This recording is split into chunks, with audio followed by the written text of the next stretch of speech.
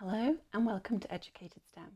I'm Kate, the founder of Educated STEM, and today we're going to continue the series we have on being successful in graduate school. And we're going to turn our attention to what is required during your first year. And one of those things will be to take a number of different courses, which will probably be mandated by your program. So you won't have a choice about what you take in your first year.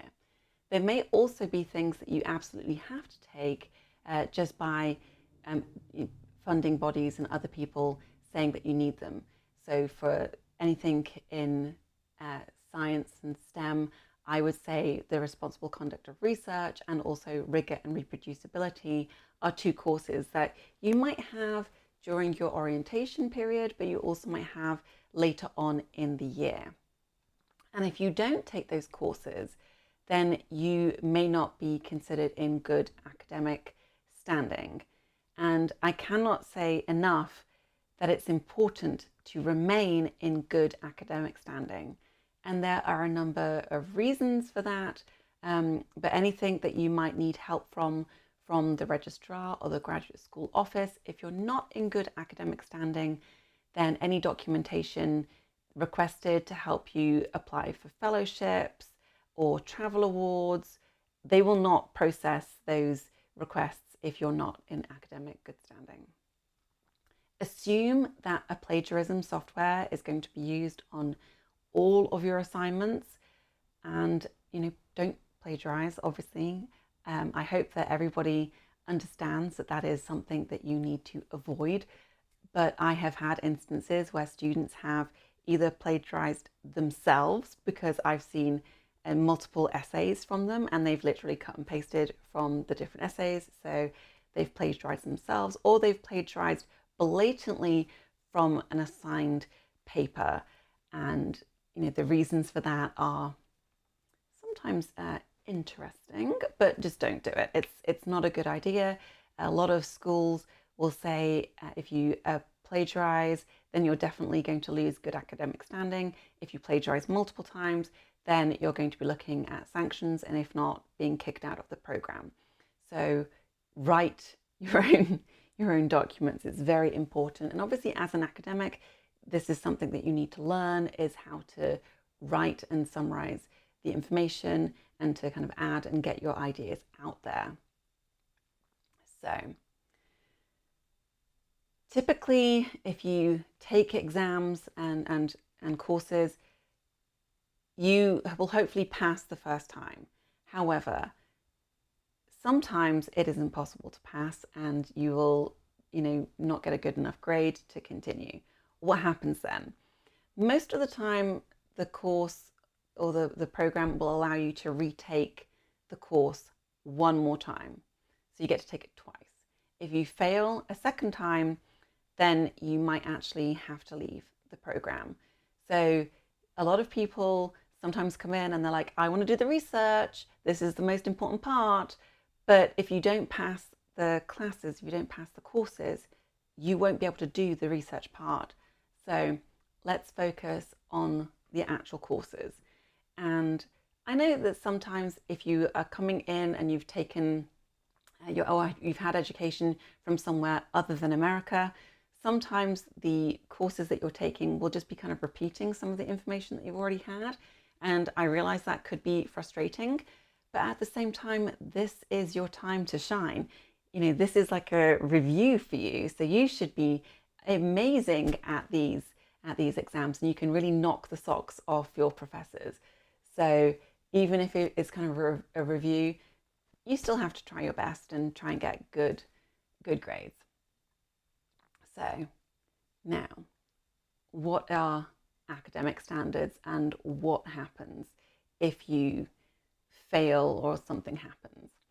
So obviously, if you pass your courses, if you get good reports from your rotations, and when it comes to moving on, your comprehensive exams, your qualifying exams, and your meeting with your dissertation committee, if you do all of that and you do it all within the time frame, hopefully you will maintain good academic standards, and you will have no issues when you contact the registrar or the office for documentation.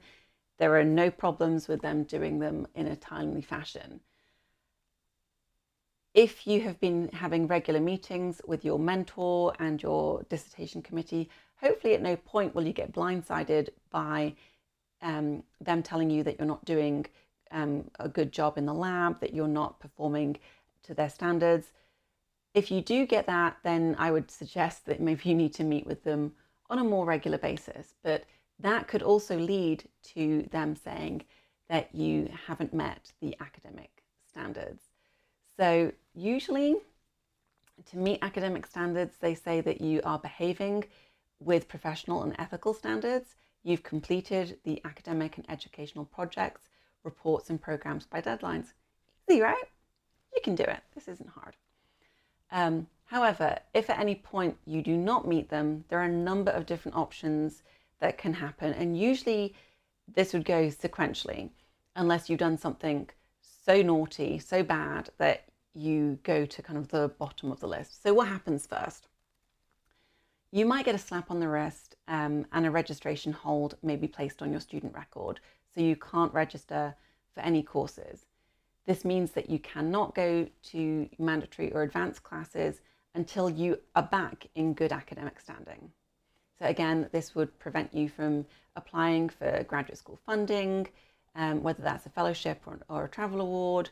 You can't get proof of documentation from the registrar's office, which might be needed for, I don't know, like a loan deferral, proof of student status, diploma request, official or unofficial transcripts, grade requests. You can't ask for any of that. Now, beyond the small slap on the wrist, you could be going into a warning, which would potentially require a remediation plan to be put into action, and then that will be followed, and absolutely the registrar or other people in the administration will be following your progress. You could be put on probation, where remediation of the issue must be made within a certain length of prescribed time by the school, and if you don't do it, further action will be taken. If you do meet those standards, then you can go back and discontinue your studies.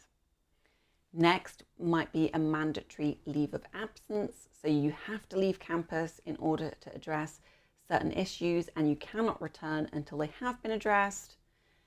And finally, the worst that they can have is termination and dismissal from the program. So obviously you don't want it to escalate to this level, so do your utmost to make sure that you are in good academic standing. It's not just courses and classes that you're going to need to take. Usually there are other requirements. So there might be multiple journal clubs that are on campus, and you might get to select which one you go to.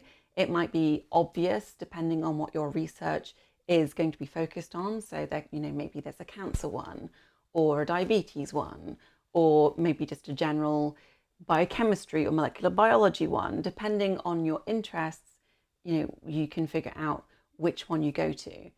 Normally you have to attend for the year, and then for whatever reason, if your research interests change or you just don't particularly like how that journal club operates, normally you can then change in the future. But they don't want you to go to immunology one week followed by molecular biology the next week. They want attendance at one reproducibly over a period of time.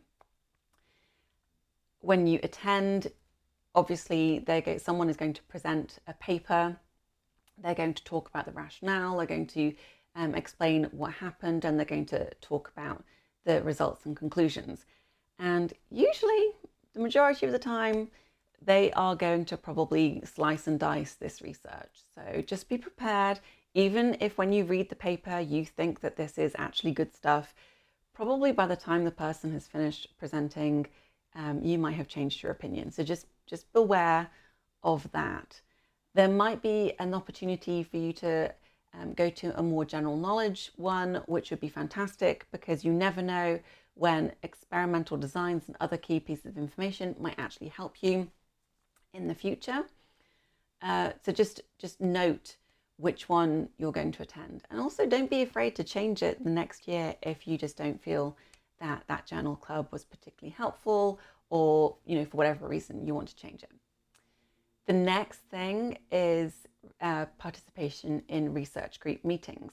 So when you're doing your rotations, you'll probably be expected to attend the group meetings, which is also a really good way to decide if you want to stay in this lab. How are they performed? Does someone give a PowerPoint presentation, or is it just people showing results in their lab books or on sheets of paper? Are you huddled in a small room, or is it in a fancy with a large conference table? How is this? Does it suit your style? Are the people helpful?